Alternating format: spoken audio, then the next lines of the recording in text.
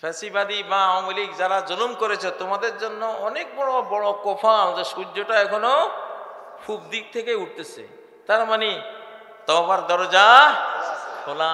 আল্লাহু আকবার। ভালো হয়ে যাও, ভালো হলে আগামী 1-2-3 বছরের মধ্যে দেখবা আস্তে আস্তে জামাত ইসলামী, ছাত্র শিবির, বিএনপি, এই দেশে যারা এখন যারা কর্ণধার, আগে মাজলুম ছিল, তোমরা মিশে যেতে পারবা, মিশে যেতে পারবা। ওরা অনেকে বলে যে আমরা আবার আসতেছি, আমি বলি 53 বছর অন্তত গুনতে হবে। বিগত রেজিমে কাউকে জিজ্ঞাসা করলে ভাই আপনি কি করেন, বলতে ভাই আমি তো আওয়ামী লীগ করি।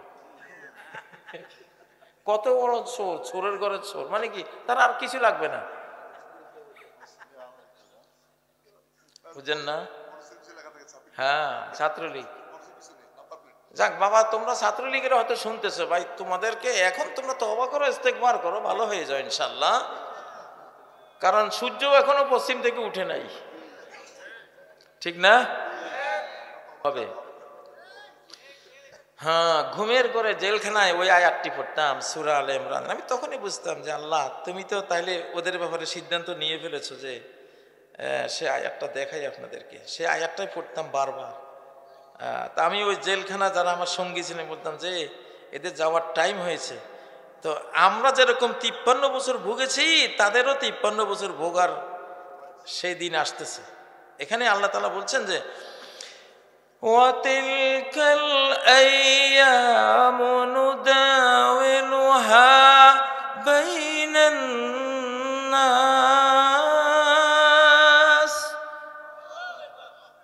দুঃখ আর সুখের ওই দিনগুলি, জয় আর পরাজয়ের ওই দিনগুলি আমি সবসময় এক গোষ্ঠীর উপরে, এক গোষ্ঠীর কাছে রাখি না। কখনো বালতিটা এদেরকে দেই, কখনো এদেরকে দেই। আল্লাহু আকবার। সূরা আলে ইমরানের আয়াতটা। তো আল্লাহ তাআলা ওদের হাতে ছিল জয়ের বালতি আর আমরা পরাস্ত ছিলাম, ঠিক নয় কি? এখন এটা কার হাতে? তোরা যে বলছে আবার ফেরত আসবো, অন্তত 53 বছর পরে, কারণ আমরা 53 বছর ভুগেছি, ঠিক নয় কি? হ্যাঁ, অতএব তোমরা এত তাড়াতাড়ি ফেরত আসবা এটা অসম্ভব, অসম্ভবের উপর অসম্ভব। এটা সুন্নাতুল্লাহর খেলাফ।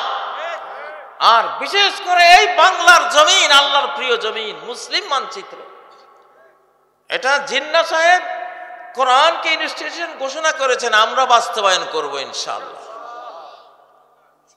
আমাদের নাহিদ, আমাদের ভাই নাহিদ বলেছেন ইসলাম এই দেশে, ইসলাম অনুসারে চলবে এই দেশ ইনশাআল্লাহ। ডক্টর ইউনূস সাহেবের ইনশাআল্লাহ, ওনার আমি জানি ওনার সম্পর্কে, উনি আপনাদের এই কাজটা ইনশাআল্লাহ করার জন্য উনি আন্তরিক আছেন, আন্তরিক আছেন। কিছু গবেষণা ওনার, যে গবেষণাগুলি আমরা কোরআন হাদিস থেকে সারা জীবন স্টাডি করে করে করেছি, সেই ধরনের একটা গবেষণার কথা ইউনূস সাহেবের মুখে আমি শুনি। উনি বলেন যে কর্পোরেট মাফিয়াদের হাত থেকে বিশ্বকে উদ্ধার করা না গেলে পৃথিবী আর 30 বছর টিকবে। তো এই কথাগুলি তো সাধারণত আমরা বলি কোরআন হাদিস থেকে, তাই না? 50-60 বছর বা এর ভিতরে মুসলিম উম্মাহ বিশ্ব শাসন করে পরে পৃথিবীটা ছেড়ে তারা চলে যাবে। তো সেই ধরনের একটা কথা যার মুখ দিয়ে আসে, সেই লোকটা তো নিশ্চয়ই মনোজগতে ভালো মানুষ। দোয়া করেন আল্লাহ তাআলা ডক্টর ইউনূস সাহেবকে ইসলামের জন্য কবুল করেন, আমরা দোয়া করি। প্রিয় বন্ধুরা, তো বলেছি এই বাংলাদেশে কেন রাজনীতিকরা কেউ সুখের মরণটা, শেষ হাসিটা হেসে মরতে পারলো না? মূল কারণ হলো যে ওয়াদা দিয়ে এই মানচিত্র নেওয়া হয়েছিল, আল্লাহর সাথে সেই ওয়াদা খেলাপি করা হয়েছে। এবারও যদি সে ওয়াদা খেলাপি হয়, একই পরিণাম আসবে, একই পরিণাম আসবে। এই জন্য আমার বক্তব্য আমি শেষ করে, অনেক প্রশ্ন আছে আমি দিচ্ছি, আপনারা 3টা কথা খেয়াল রাখবেন যারা রাজনীতি করেন। 3টা জিনিস হলে আপনাদের সরকারও ফল করবে না, শেষ হাসি হাসবে, আগের মতো পরিণতি আসবে না। 1 নম্বর, তাদেরকে প্র্যাকটিসিং ট্রু সত্য মুসলিম হইতে হবে। সরকার নেতৃবৃন্দকে যারা রাজনীতি করেন আল্লাহতে নিবেদিত প্রাণ, অন্তর, আত্মা আল্লাহর জন্য, এইরকম মুসলিম হইতে। যে মনে মনে ভাববে আল্লাহর কোরআন আমি কবে পাবো এই দেশের কনস্টিটিউশন হিসাবে, ঠিক নয় কি? এক নম্বর, যদি শাহজালালদের মতো পরিণতি চান, খান জাহান আলীদের মতো পরিণতি চান, শাহ মাকদুমদের মতো পরিণতি চান, তাহলে এক নম্বরে কি হতে হবে? খাঁটি মুসলিম। সরকারকে বলছে, সরকারকে খাঁটি মুসলিম হইতে হবে, ইসলামিক হইতে হবে। কি হইতে হবে? আপনি জামাতে ইসলাম করতে পারেন, নাও করতে পারেন, বা জামাতে যে কর্মসূচি, কোরআন মানো, কোরআনিক আইন, ইসলামিক শাসন, আপনি সেটার সাথে একমত হলেই তো হলো, নাকি বলেন? আর আপনি কোরআন মানলে তো জামাতকে মানা হইল, কোরআন মানলে খেলাফতকেও মানা হলো, কোরআন মানলে হেফাজতকেও মানা হলো, একই তো জিনিস। প্রিয় বন্ধুরা, জমজমের পানি প্লাস্টিকের পাত্রে খান আর কাঁচের পাত্রে খান, মাটির পাত্রে খান, কাঠের পাত্রে খান, একই তো জমজম, নাকি? নাকি কাঠের পাত্রে খাইলে ওইটা আরেক জমজম? জিনিস একটা। জিনিস কি? কাজী ইব্রাহিমের কোরআন, শিবিরের কোরআন, জামাতের কোরআন, খেলাফতের, সরমুনের কোরআন কি কয়েকটা না একটা? সে একটাই। নামে কি যায় আসে? নামে কি যায় আসে? জিনিস যদি এক হয়, ঠিক নয় কি? 22 ক্যারেটের স্বর্ণ যদি হয়, তো স্বর্ণের কোটা কি হয় হোক, নাকি? সেইটাই। এক নম্বর, সরকার যদি আগের সরকারদের ভয়াবহ দুঃখজনক পরিণতি থেকে বাঁচতে চায়, এদেশের পুলিশরাও যদি বাঁচতে চায়, এই দেশের সর্বস্তরের নেতৃবৃন্দ যদি একটা ভালো পরিণাম চায়, তাদেরকে আসতে হবে কোরআনে, ইসলামিক হইতে হবে। কি হইতে হবে? ইসলামিক হইতে হবে। 2 নম্বর, তাদেরকে বাংলাদেশি হতে হবে। এই মানচিত্রের ভালোবাসা ভিতরে রাখতে হবে। থাকবে বাংলাদেশে, ভালোবাসবে ভারতকে, এটা হবে না। বাংলাদেশি হতে হবে। থাকবে বাংলাদেশে, প্রেম প্রীতি সবই আমেরিকার লোকে। বাংলাদেশ আমাদের মায়ের ভূমি, আমাদের মাতৃভূমি। বাংলাদেশি হতে হবে, মাতৃভূমি, মাতৃভূমি। আল্লাহু আকবার। এই কথার মধ্যে একখানা ওয়াজ আছে বিশাল। এই মাতৃ আর ভূমি, এটার মধ্যে বিশাল একখানা ওয়াজ আছে। সে ওয়াজটা কি? যে জাতির মায়েরা সচ্চরিত্রা থাকে, শালীন থাকে, মাতৃভূমি, মায়ের ভূমি, জন্মভূমি, তাই না? মাতৃভূমি, মায়ের ভূমি। পিতৃভূমি আছে নাকি পৃথিবীতে? 2-1টা কে বলতে পারবেন? ফাদারল্যান্ড আছে? সব কি রাজনীতির র থেকে নীতির ত পর্যন্ত এই এক শব্দের মধ্যে কিন্তু বলা আছে মাদারল্যান্ড। ফাদারল্যান্ড কোনোটা নাই। আরে ভাই, ফাদারের আবার ল্যান্ড লাগে নাকি? ফাদারের জন্য ঘর লাগে, হ্যাঁ তো হলো লোহার রড, রাস্তার কিনারে পড়ে থাকবে, কমলাপুর রেল স্টেশনে পড়ে থাকবে, তাই না? ওই গাছতলায় মাছতলায় ঘুমাবে, যেখানে রাত ওইখানে রাত কাত, ঠিক না? রাষ্ট্র ফাদারের জন্য লাগে না, রাষ্ট্র লাগে মাদারের জন্য। আল্লাহু আকবার। এই জন্য যে জাতি মা ঠিক রাখে নাই, আল্লাহ তাদেরকে রাষ্ট্র থেকে চিরকালের জন্য বঞ্চিত করে দিয়েছে। ইহুদি জাতি, দুনিয়ার যত নষ্টা বষ্টা নারী সব ইহুদিদের তৈরি। যত হলিউড, বলিউড, সিনেমা, মদের বার, জিনা ব্যভিচারের বার, যত রকমের অপকর্মের, নারী ঘটিত অপকর্মের যত আয়োজন, সবটার পিছনে মূল কারা? ইহুদিরা। তা আল্লাহ বলেন, তুই ইহুদি, তাহলে তুই রাষ্ট্রপতি করবিটা কি? তোর তো মেয়েদের কোনো চরিত্রই নাই। তোর মতো জাতির নারীদের জন্য তো আমি ঘর দিতাম, ঘর কেন্দ্রিক একটা বাড়ি দিতাম, বাড়ি কেন্দ্রিক একটা সমাজ হইতো, সমাজ কেন্দ্রিক একটা রাষ্ট্র হইতো, আমি দিতাম। তো তোর তো নারীদেরকে বানিয়েছিস পুরুষের চেয়েও বত্তর, তোদের রাষ্ট্র কেন দেব? ইহুদি জাতিকে চিরকালের জন্য আল্লাহ রাষ্ট্র থেকে বঞ্চিত করে দিয়েছে। ওই যেটা ইসরায়েল একটা রাষ্ট্র দেখেন, ওটা কোনো রাষ্ট্র না, ওটা হলো সেনা ক্যাম্প। আর এখন ওটার মরণের দশা, ওটা যায় ওটা গেল, বুঝছেন?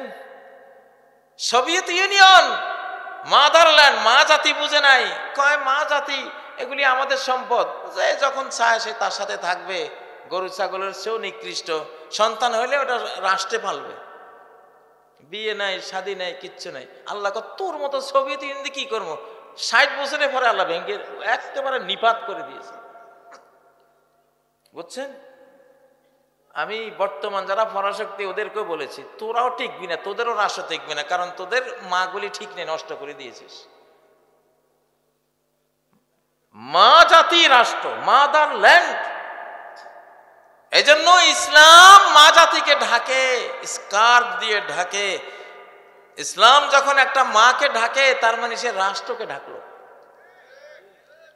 যখন যে একটা মাকে সুরক্ষিত করলো, মানে তার দেশকে সুরক্ষিত করলো। এই জন্য নারীর সূরার মধ্যে সাম্রাজ্যের আয়াতগুলি। তোমাদেরকে আল্লাহ খেলাফত দিয়ে দিবেন, ওই আয়াত তো সবাই জানেন কম বেশ। লায়াস্তাখলিফান্নাহুম ফিল আরদি কামাস্তাখলাফাল্লাযীনা মিন ক্বাবলিহিম। আল্লাহ অবশ্যই ঈমানদার নেক আমলকারীদেরকে ওয়াদা করেছেন, বিশ্বব্যাপী তাদেরকে খেলাফত ক্ষমতা দেবেন, যেমন আগের ঈমানদারদেরকে ক্ষমতা দিয়েছেন। এই আয়াতখানি সূরা নূরের। সূরা নূর হলো সব জিনা বা বিচারের বিচার, চোখের মাসালা, ঘরে যাইতে হলে কিভাবে অনুমতি নিতে হবে, নারী জাতির ইজ্জত, এইসব মাসালা হলো সূরা নূর। ওই সূরার মধ্যে কেন বিশ্ব খেলাফত, বিশ্ব সাম্রাজ্যের আয়াতটা? তার মানে তুমি নারী পরীক্ষায় উত্তীর্ণ হলে বিশ্ব ক্ষমতা তুমি পাইবা। ইউসুফ আলাইহিস সালাম জুলাইখার পরীক্ষায় পাস করেছিলেন না ফেল করেছিলেন?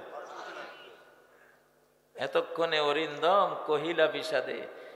এই যে ইউসুফ কেন মিশরের ক্ষমতা পেয়েছিলেন? একমাত্র জুলাইখার পরীক্ষা পাস করে মিশরের ক্ষমতা পেয়েছিলেন।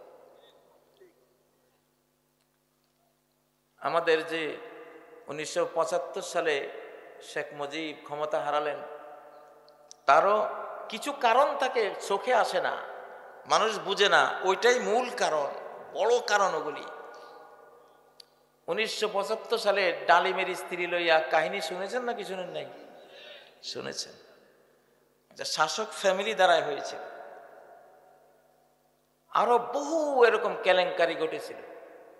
আল্লাহ খুব ঘৃণা করেন যারা মা জাতির উপরে আক্রমণ করে, মা জাতির সম্ভ্রম নষ্ট করে, আল্লাহ ওদেরকে ক্ষমতা থেকে বিতাড়িত করে দেন।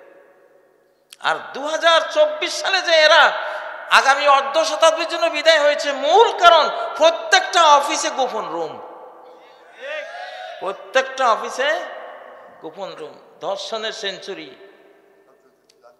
ঠিক নয় কি? বড় কারণ হলো এইটা। যাই হোক, আমি এইদিকে বেশি যাব, মাদারল্যান্ড তো, এই জন্য মাদার ঠিক ল্যান্ড ঠিক, মাদার ঠিক ল্যান্ড ঠিক, মাদার সেফ ল্যান্ড। রংপুরবাসী বলে গেলাম, তোমাদের উপরে যুদ্ধের তলোয়ার, যুদ্ধের জঙ্গি বিমান কিন্তু ঘুরপাক খাচ্ছে, মাগুলি ঠিক রাখো, আল্লাহ ঠিক রাখবেন তোমাদেরকে। মাদারল্যান্ড, মাদার ঠিক ল্যান্ড ঠিক, এটা আমি একটা বিশ্ব তত্ত্ব দিলাম। এই তত্ত্বের আওতায় আগামী পরাশক্তিগুলি সব ধূলিসাৎ হয়ে যাবে। যারা মাদার ঠিক রাখে না, এদের একটারও রাষ্ট্র আগামী দিনে টিকবে না, আল্লাহ নিয়ে নেবেন। এই সংক্রান্ত আর একখানা আয়াত সূরা নিসা, তাও নারীদের সূরা, 54 নম্বর আয়াত। ফাকাদ আতাইনা আলা ইব্রাহিমাল কিতাবা ওয়াল হিকমা ওয়া আতাইনাহুম মুলকান আযীমা। আমি আল ইব্রাহিম, মুহাম্মদ আর মুহাম্মাদের উম্মত, সচ্চরিত্রা মায়েরাই বান্দা বান্দিগুলোকে আমি বিশ্ব সাম্রাজ্য দিয়েছি, কিতাব দিয়েছি, সুন্নাহ দিয়েছি, মুলকান আযীমা, বিশাল সাম্রাজ্য, আজকের অর্ধ পৃথিবী মুসলিম সাম্রাজ্য আমি এদেরকে দিয়েছি। এই আয়াতটা সূরা নিসার, নারী সূরার। তার মানে কি, এরা নারীদেরকে ঠিক রাখছে, এরা নারীদেরকে ঠিক রাখে, এই জন্য অর্ধ পৃথিবী দিয়েছি। আগামী দিনে আরো বাকি অর্ধেক দিয়া গোটা পৃথিবীর রাজত্ব দিয়ে দেব। এই জন্য মা জাতির ব্যাপারে সতর্ক থাকেন। তাহলে আমি কি বলছি, এই সরকার, এই যুগের নেতৃবৃন্দ ত্যাগী হইতে হবে, মুসলিম হইতে হবে 1 নম্বর। 2 নম্বর, বাংলাদেশকে ভালোবাসতে হবে, এই মানচিত্রকে ভালোবাসতে হবে। মির্জাফর হওয়া যাবে না, গাদ্দার বিশ্বাসঘাতক হওয়া যাবে না। 3 নম্বর, বাংলা ভাষী হইতে হবে। কথা বলতে গিয়ে অর্ধেক ইংরেজি, তাহলে আমরা উর্দুওয়ালারে মাইরা খাদাইছি কেন? ঠিক নাকি? আমার কৃষক ভাই বোনেরা, গ্রাম বাংলার অজপাড়া গ্রামের মানুষেরা একটু কঠিন বাংলায় যেখানে বুঝে না, তুমি এত ইংরেজি বলো তো ওরা বুঝবে? এই জন্য যারা নেতৃবৃন্দ খাঁটি বাংলায় কথা বলবে। বাংলা ভাষার উপরে আল্লাহর একটা রহমত নাজিল হয়েছে। বাংলা ভাষীরা হিন্দি ভাষীদের দ্বারা নির্যাতিত হয়েছে হাজার হাজার বছর, বাংলা ভাষীরা উর্দু ভাষীদের দ্বারা নির্যাতিত হয়েছে 24 বছর, হয়েছি না? তো এই ভাষার কারণে এই বাংলা ভাষীদের উপরে আল্লাহর একটা রহমত আসছে, আলহামদুলিল্লাহ। মনে থাকবে, মুসলিম হইতে হবে, ইসলামিক হইতে হবে। 2, বাংলাদেশে হইতে হবে। 3, বাংলা ভাষী, মানে বাংলা ভাষাকে প্রাধান্য দিয়ে আপনি কথা বলবেন। আল্লাহ তাআলা আমাদের তৌফিক দিন। আপনাদের প্রশ্নগুলো নিচ্ছি, কিছু প্রশ্নের জবাব দিয়ে দিচ্ছি। আসসালামু আলাইকুম শাইখ, বর্তমান বিশ্ব পরিস্থিতিতে আমাদের করণীয় কি হবে? আমরা কিভাবে প্রস্তুতি নিতে পারি? আমি তো নফিরে আম, গণযুদ্ধের ঘোষণা দিলাম। এই দেশের প্রত্যেকটি শিশু এক একজন মুক্তিযোদ্ধা, এই দেশের প্রত্যেক পুরুষ যুবক এক একজন মুক্তিযোদ্ধা, এই দেশের প্রত্যেক নারীও এক একজন মুক্তিযোদ্ধা। যদি দেশের উপর কি হয়, আক্রমণ আসে, তাহলে রেডি হইতে থাকেন। শুধু কেবল কাপড়ের টুপি সুন্নত, লোহার টুপি মাথায় দেওয়া সুন্নত না? নবীজির হেলমেট ছিল কিনা? হেলমেটের উপরে তলোয়ারের আঘাতেই তো এই পর্যন্ত দেবে গিয়ে এটা খোলার সময় ওনার দাঁতগুলি ভেঙে গিয়েছিল। লোহার হেলমেট, লোহার টুপিও সুন্নত। লোহার জামা নবীজি ছিল না, সাজোয়া,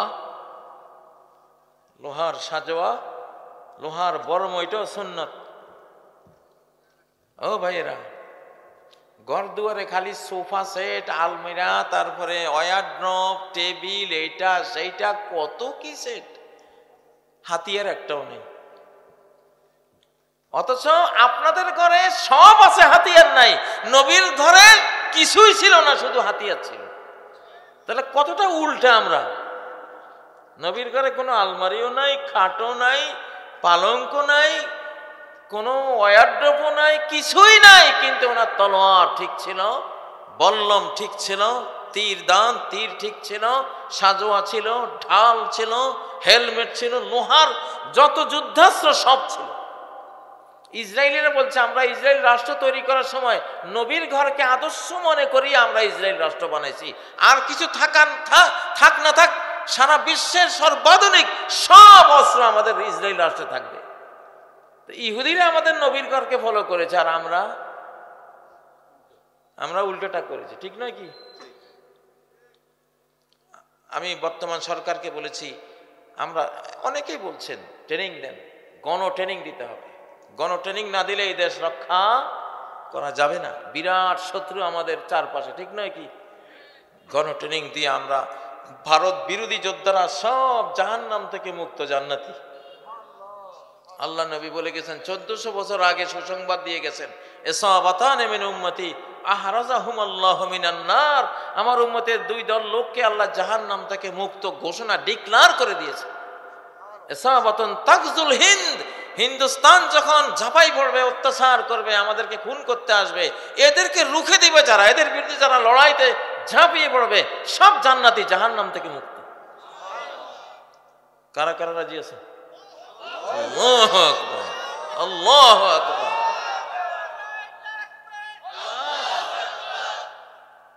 এত বড় সুযোগ হাতছাড়া করা যায়? সারা জীবনের কত পাপ তাপ ভাই, একখান সুযোগ পাইছেন যে ভাই গেছেন, মরে গেছেন, বাহ, ওখান থেকে গিয়া জান্নাতে, নিজের বাড়িতে, চিরস্থায়ী বাড়িতে। আবু সাইদ যে মরে গেছে, কি হয়েছে? ঠিক না? রংপুরের সবাই এখন আবু সাইদ হইতে হবে, একেবারে আন্ডা বাচ্চা সুদ্ধা সব। এটাই এখন করণীয়। আমরা কয়েকজন বন্ধু মিলে মানুষের দান করা অর্থ দিয়ে সুদমুক্ত এনজিও প্রতিষ্ঠার চিন্তা ভাবনা করছি। আমাদের প্রশ্ন হলো, এই দান থেকে আমরা কি কোনো বেতন গ্রহণ করতে পারবো? বর্তমানে আমরা বিনা বেতনে কাজ করব, এই সিদ্ধান্ত গ্রহণ করেছি। এটা আগে করেন, এটাই সুন্দর, এটাই করেন। পরে আবার এটা করতে গেলে কিছু সার্ভিস চার্জ, যেটাকে বলে সার্ভিস চার্জ, সেটা 11-12% পর্যন্ত, যত কম নেওয়া যায় আর কি। কারণ গাড়ি চলতে গেলে কিছু ফুয়েলে তো লাগে। ইসলামে কোনো কাজ আল্লাহ বলেন নাই যে তুমি না খাইয়া মরোয়ার কাজ করো।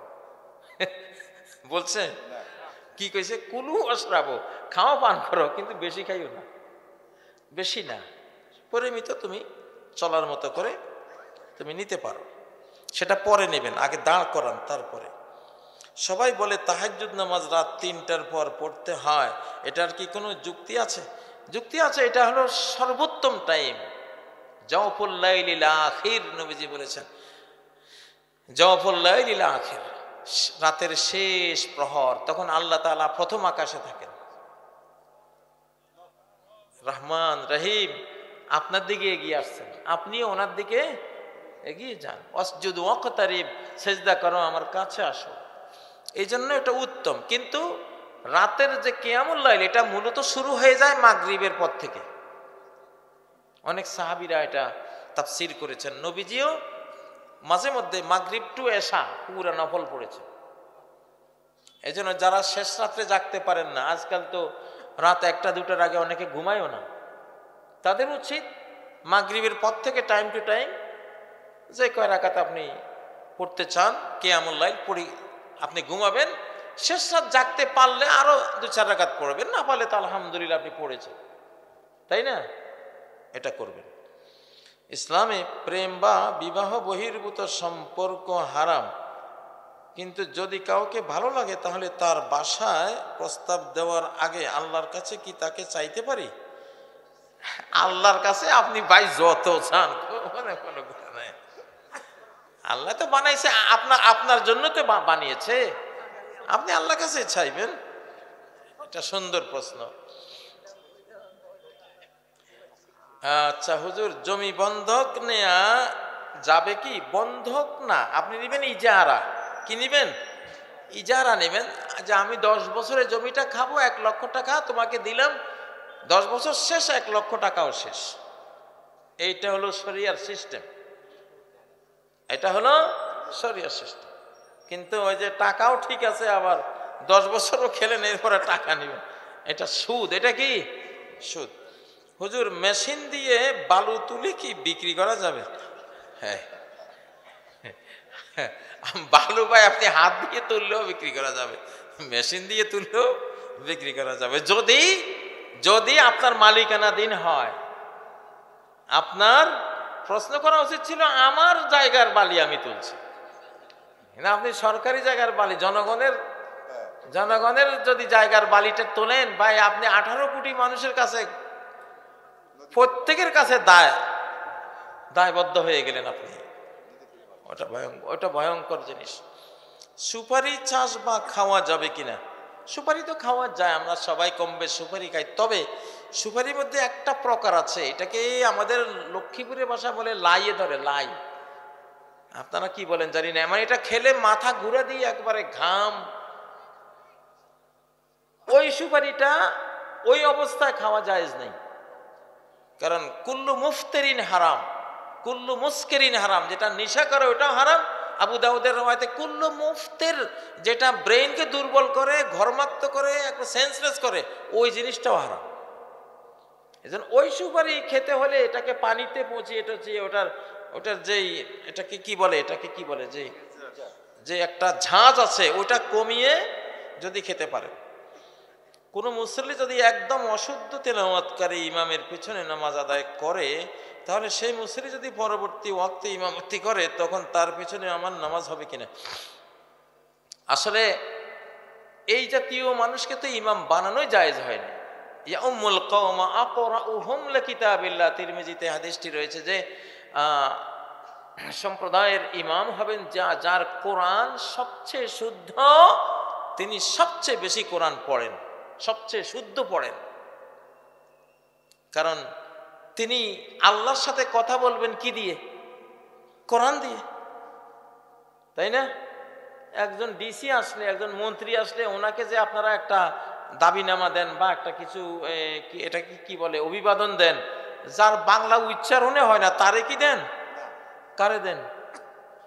যা ভালোভাবে উচ্চারণ তার শুদ্ধ নির্ভুল বাংলা সবকিছু, তাকে তো দেন।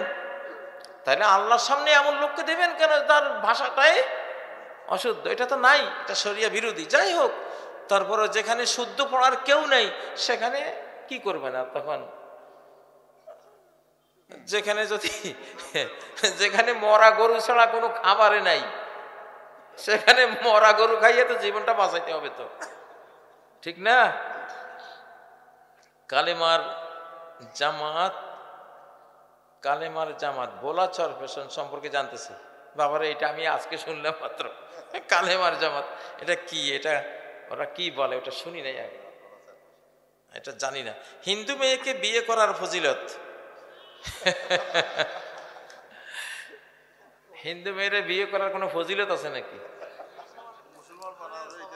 এটা ডাইরেক্ট সূরা বাকারার মধ্যে আল্লাহ নিষেধ করেছেন, ওয়ালা তানকিহুল মুশরিকাতি হাত্তা ইউমিননা, কোন মুশরিকা শিরিককারিনী নারীকে বিয়ে করো না। হ্যাঁ, যদি সে ঈমান আনে, লা ইলাহা ইল্লাল্লাহ মুহাম্মাদুর রাসূলুল্লাহ পড়ে মুসলিমা হয়ে যায়, তারপরে তুমি বিয়ে করো। তখন তো সে হিন্দু মেয়ে না, তখন সে মুসলিমা মেয়ে। এখন আপনি কি বুঝিয়েছেন আমি জানি না। আপনি কি এটা বুঝিয়েছেন যে হিন্দু মেয়ে ছিল, এখন বাট মুসলিমা হয়েছে? মনে হয় এটাই বুঝাচ্ছে, এটারই ফজিলত জানতে চেয়েছেন। সেটা তো বিশাল বিষয়। লা আন ইয়াহদিয়াল্লাহু বিকা রাজুলান খায়রুল লাক মিন আন ইয়াকুনা লাকা হুমুরুন নাম। আল্লাহ নবী বলছেন যে একটা লোক যদি এই পৃথিবীতে তোমার দ্বারা ইসলামে আসে, হেদায়েতের পথে আসে, তাহলে বিশাল, আগের যুগে লাল উটের মালিক হওয়া আরব দেশে বিলিয়নিয়ার, সবচেয়ে বড় ধনী, মানে তুমি বিশাল ধনী লোক হওয়ার চেয়েও একটা মানুষকে হেদায়েত করতে পারার মধ্যে সম্পত্তি বেশি, ধন বেশি, ওয়েলথ বেশি, লাভ বেশি। তাহলে এটা অনেক ফজিলতের না? বিশাল ফজিলতের। আল্লাহু আকবার।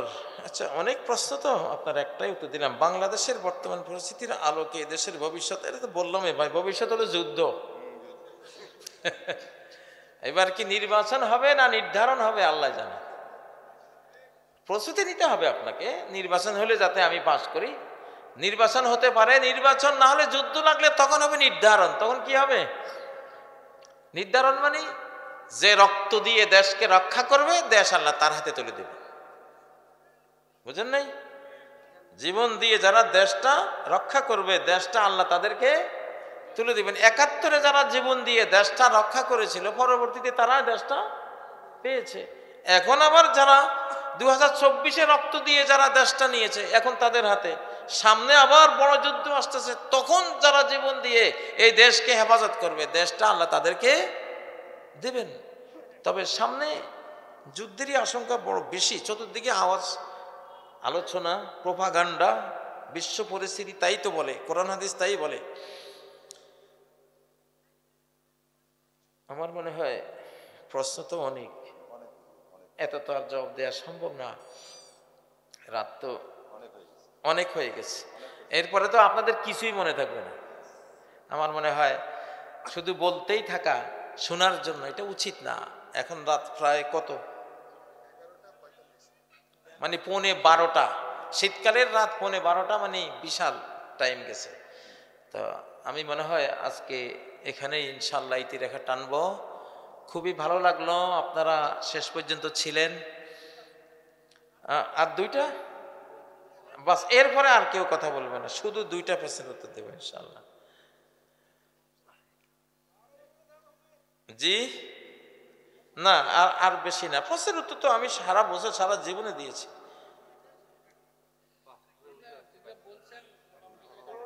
মোটামুটি আপনাদের পাকিস্তানে একজন ব্যক্তি মোহাম্মদ বিন কাসিম, যাকে অনেকেই ইমাম মাহদি দাবি করছে, কারণ তার অনেক স্বপ্ন সত্য হচ্ছে, তিনি কি মাহদি হতে পারেন? সত্যটা বলবেন ভাই। এই বাংলাদেশেও এমন এমন স্বপ্ন দেখা লোক আছে, আমার যাদের সাথে সম্পর্ক আছে, ওরা ঘুমাইলে একেবারে সিদরাতুল মুনতাহার খবর নিয়ে আসে। এবারে মোহাম্মদ বিন কাসিমের মতো লোক এখানে অভাব নাই। এগুলি হলো আল্লাহর দয়া, আল্লাহর রহমত। তাই বলি সেই ইমাম স্বপ্ন দেখলে কি ইমাম মাহদি হয়? না, স্বপ্ন দেখলে ইমাম মাহদি হবে না। আমি দেখেছি মোহাম্মদ বিন কাসিমকে এবং তার অনেক কিছু আমার স্টাডিতে আছে। না, সেই ইমাম মাহদি না। কারণ ইমাম মাহদি, উনি যেদিন ইমাম মাহদি ঘোষিত হবেন, তার আগে যদি তাকে কেউ চিনতে পারে, সারা বিশ্ব পরাশক্তি তার উপরে হামলা করবে, বুঝলেন না? ওই দেশ তলিয়ে দিবে। এই জন্য উনি যেদিন ঘোষণা হবে, এর আগে উনিও বুঝবেন না যে উনি ইমাম মাহদি। আল মাহদিয়্যু মিন্না আহলাল বাইত ইউসলিহুল্লাহু ফি লাইলাতিন ওয়াহিদা। নবীজি বলেন, মাহদি হলো আমার বংশের মানুষ, এক রাতে আল্লাহ তাকে চেঞ্জ করবেন, এই জন্য কেউ টের পাবে না। ওই রাতের আগে সে হয়তো অন্যরকম লোক, ওই রাতের আগে হয়তো সে কোনো ধার্মিক লোকও না, এরকম থাকবে, যাতে কেউ চিনতে না পারে, এমন লুকিয়ে রাখবেন। এক রাত্রে আল্লাহ ওকে বিশ্ব রাজনীতির সমস্ত জ্ঞান, বিজ্ঞান, রাষ্ট্রবিজ্ঞান দিয়ে দিবেন। যুদ্ধ জয়ের যত কৌশল সবকিছু দিয়ে দিবেন, এক রাত্রে ডাউনলোড করে দিবেন। কারণ আমাদের এই যুগটা কম্পিউটারে এক ক্লিকে তো আপনার হাজার হাজার তথ্য ডাউনলোড হয়ে যায়, ঠিক না? আমাদের যুগটা এরকম, এই জন্য ওই সিস্টেমে আল্লাহ দিবেন। শেখ, আপনি এক লেকচারে ইউসুফ আলাইহিসসালামের গান পাচ্ছি বলেছে, তো ইউসুফ আলাইহিসসালামের গান তো এখন তোমরা পাও না ভাই, শুরুই তো হয়েছে। আমি মূলত ওইটা একটা আধ্যাত্মিক ইনফরমেশনের কারণে সাইদি সাহেবকে কেন্দ্র করে ওইটা বলেছিলাম, যার কারণে আমি জেলও গিয়েছি। আমি টার্গেটে ছিলাম যে সাইদি সাহেবের জন্য কি করি, কি করব, ওনার জন্য তো আমার কাছে একটা পাওনা আছে। লাস্টে আমি ওইভাবে কথাটা বলেছি, ওইভাবে বলার পরেও আমাকে ওরা জেলে নিয়ে গেছে, যে তুমি সাইদি রে খুব বলছো এটা। ওগুলি বুঝে ও ডিবি অফিসে গিয়ে আমারে বলতেছে কি সাইদি সাহেবের ব্যাপার ওরা টের পাইছে। তো সাইদি সাহেব তো মৃত্যুর পরে যেই সাইক্লোন তুলে দিয়ে গেছেন, সেটাই তো আলহামদুলিল্লাহ। আমরা কেবল বেঁচে থেকেই যে সাইক্লোন তুলি এটা তো না, মরার পরেও তো আরো বেশি হয়, ঠিক না? তো এখন সাইদি সাহেব দুনিয়া থেকে চলে গেছেন, থাকলে তো আলহামদুলিল্লাহ আজকে এক বিনা বাক্য ব্যয়ে তিনি জাতির কর্ণধার হয়ে যেতেন।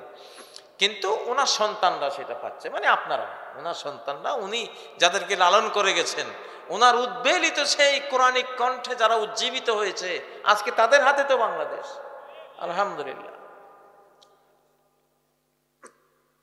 তো যাই হোক, দুইটা প্রশ্নের উত্তর দিলাম, আর উত্তর দেব না। এবার আমি মাহফিল আসলে বললাম না, একটা যুদ্ধ এরিয়া চিটাগাং আল্লাহ সেখানে নিয়েছেন, আরেক যুদ্ধ এরিয়া আপনাদের এই অঞ্চল, এখানে আল্লাহ এনেছেন।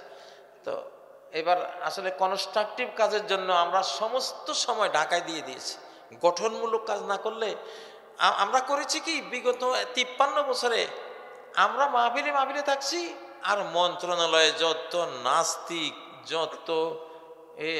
যত হারামখোর সবগুলি ওগুলি দখল করে আমাদেরকে শেষ করে দিয়েছে। এইবার এই জন্য সিদ্ধান্ত নিয়েছে, না এই ভুল তো আর করবো না, এবার আসি মন্ত্রণালয়। আমি প্রায় সপ্তাহে 2-3 দিন যাই, ওখানে গেলে বিশাল বিশাল কাজ হয় আলহামদুলিল্লাহ। আমরা ভালোর জন্য যাই, জাতির জন্য যাই, নিজের জন্য তো যাই না।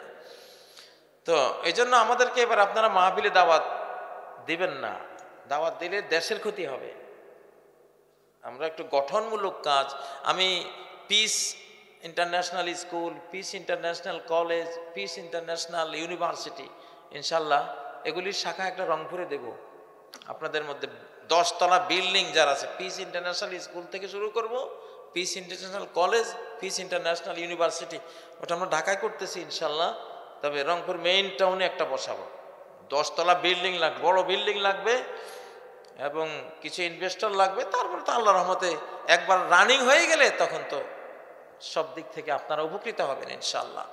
এমন একটা ইসলামিক স্কুল সারা বাংলাদেশ থেকে দাবি আসতেছে, আমরা অনুমোদন নিয়ে নিয়েছি আলহামদুলিল্লাহ, সরকারিভাবে অনুমোদিত হয়েছে, এটার সব কিছু আমরা নিয়েছি। তো এই গঠনমূলক কাজগুলি না করলে তো হবে না, এগুলি করা আমাদের সময়। তো আজকে এখানেই বক্তব্য শেষ করলাম। আল্লাহ তাআলা আমাকে ছোট্ট একটা মাদ্রাসা নিয়ে এসেছেন। কেন মাদ্রাসা ছোট্ট হলে কি হবে? এগুলি ইউনিভার্সিটিগুলির বাবা, এগুলি কোরআনের প্রতিষ্ঠান। এই যে 5 জন হাফেজকে পাগড়ি দিয়েছি, আল্লাহু আকবার, কত বড় জিনিস, কত বড় জিনিস। কোরআনের একটা মক্তব ইউনিভার্সিটির চেয়ে বড় সম্মানের। আমি 40 বছর হাদিস পড়াতে পড়াতে 35 বছর হয়ে গেলে পরে আল্লাহর কাছে দোয়া করতে থাকলাম, আল্লাহ হাদিসের দর্শের পরে আর উচ্চ শিক্ষা কোনটা আছে, এবার আমার সেটা দাও। হঠাৎ মনে আসলো এটা, আল্লাহু আকবার। দোয়া করতে করতে আমি দেখলাম কি আমি মক্তবে গিয়ে পড়াচ্ছি। তখন আমার চিন্তা হলো, তো মক্তবে তো আমি কোরআন পড়াই ডাইরেক্ট, তাহলে খায়রুকুম মান তাআল্লামাল কোরআন, তোমাদের সর্বোত্তম ব্যক্তি সেই যে কোরআন পড়া। হাদিস পড়াই, হাদিসের মান তো হইল কোরআনের পরে, ঠিক না? পরে আমি 6000 মক্তব তৈরি করেছি আলহামদুলিল্লাহ। এই মক্তবে আমার বিশাল এক জীবনের পর্ব গেছে, এখন আবার শুরু করবো। আমাদের রংপুরে এখনো আছে আমার এই মক্তবগুলি, অনেক মক্তব আছে, শত শত মক্তব এদিকে দিয়েছিলাম। তো এগুলি যে এই যে হাফেজি মাদ্রাসা, নুরানি মাদ্রাসা, এগুলি বিশাল মর্যাদাপূর্ণ মাদ্রাসা, কোরআনের মাদ্রাসা।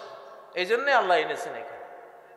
আল্লাহ কবুল করেন এই মাদ্রাসাকে। আপনারা এই মাদ্রাসার দিকে লক্ষ্য রাখবেন, মাদ্রাসার হাজাতগুলি পূর্ণ করবেন। আমরা কি আর কোনো বক্তব্য আছে সভাপতি সাহেবদের বা কারো? জি, তা আমি আমার বক্তব্য এখানে শেষ করলাম। সুবহানাকাল্লাহুম্মা ওয়া বিহামদিক, আশহাদু আল্লা ইলাহা ইল্লা আনত, আস্তাগফিরুকা ওয়া আতুবু ইলাইক। আসসালামু আলাইকুম ওয়া রাহমাতুল্লাহি ওয়া বারাকাতুহু। দোয়া হবে।